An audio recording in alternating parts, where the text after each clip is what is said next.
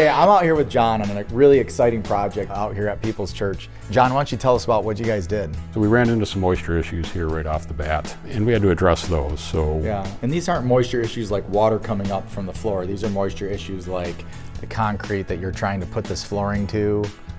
It was too much water in the concrete, but you wouldn't see water, right? Correct, yeah. Okay. Yep, no visible water, just moisture coming up through the slab, through the substrate, and so we had to address that. So we reviewed a couple different options with the church. We decided to go with epoxy moisture mitigation system in this case.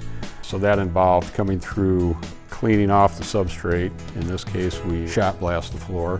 Tell me about that. That sounds exciting. Yeah, shot blast. Shot blast. It sounds more exciting than it is. Well, tell us about it. I mean, everybody wants to the hear shot it. blasting really just a little steel shot, smaller than a BB. Okay.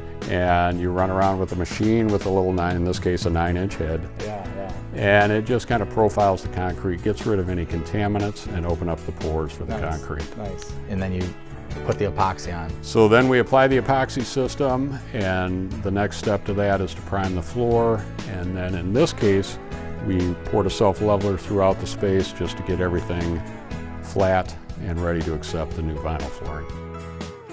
So epoxy, leveler. Yep. Probably a lot of leveler in here, being a 100-year-old. We used over 120 50-pound bags in. 120 50-pound bags? We did. Okay. We had 2 mixers in here. I think we had 6 team members on site, and we poured the space in a day. So nice. Yeah. Does it really just self-level, or is there lasers involved? Is there? It really is a self-leveler.